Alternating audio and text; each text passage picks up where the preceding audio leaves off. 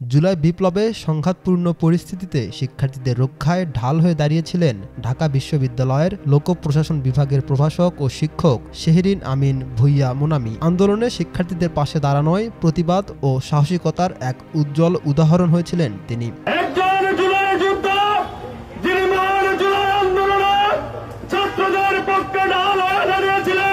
ডাকসু নির্বাচনে আবারও ছাত্রদল প্রার্থীদের সঙ্গে বাক বিতণ্ডায় জড়িয়ে আলোচনায় আসেন এই শিক্ষিকা। এ সময় বিএনপিপন্থী অ্যাক্টিভিস্টদের রোষানলে পড়েন। শিক্ষিকার বিভিন্ন ছবি নেতিবাচকভাবে সোশ্যাল মিডিয়ায় ছড়িয়ে দেওয়া হয়।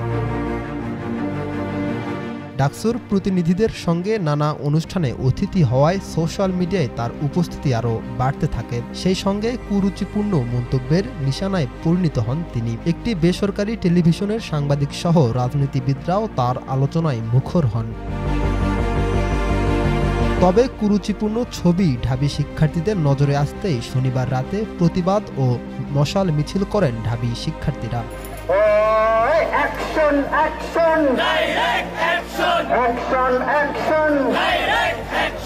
শিক্ষার্থীদের অভিযোগ, শুধু মৌখিক মন্তব্য নয়, মুনামি ম্যামের ছবিকে বিকৃতভাবে এডিট করে ফেসবুকে ছড়িয়ে দেওয়া হয়, যা নারীর অবমাননাকর ও স্লাট শেমিং মূলক। দাবি জানানো হয় অবিলম্বে স্লাট শেমিং ও কুরুচিপূর্ণ বক্তব্য প্রদানকারীকে গ্রেপ্তার ও বিচারের মুখোমুখি করার। কাল বিলম্ব না করে দ্রুততম সময়ের মধ্যে মুস্তফা খন্দকারকে গ্রেপ্তার করতে হবে।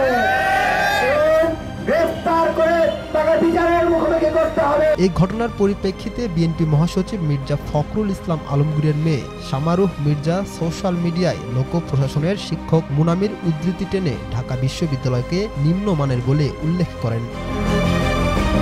সামারুহ মির্জার এমন মন্তব্যের প্রতিবাদ জানিয়ে ডাকসুর কার্যনির্বাহী সদস্য মেফতাউল হোসেন আল মারুফ তার ব্যক্তিগত অফিসিয়াল ফেসবুক পেজে লেখেন, ঢাবিকে নিম্নমানের বিশ্ববিদ্যালয় বানিয়েছে আপনার বাবার দল বিএনপি ও দিল্লি পলায়নকারী ফ্যাসিবাদরা। যখন বিশ্ববিদ্যালয়ের শিক্ষকরা অযোগ্যতা থাকা সত্ত্বেও নিয়োগ পান, শিক্ষকতার বদলে দলীয় দাসত্ব করেন, শিক্ষকদের দলীয় কাজে ব্যবহার করা হয়, তখন থেকেই মূলত ঢাবি নিম্নমানের প্রতিষ্ঠান পরিণত হওয়া শুরু করেছে। আওয়ামী লীগ সরকারের শাসনামলে ঢাবিতে শিক্ষক হিসেবে যোগদান করেছিলেন শেহরিন আমিন ভূঁইয়া মুনামি। এর আগে তিনি জগন্নাথ বিশ্ববিদ্যালয়ে শিক্ষক হিসেবেও কর্মরত ছিলেন।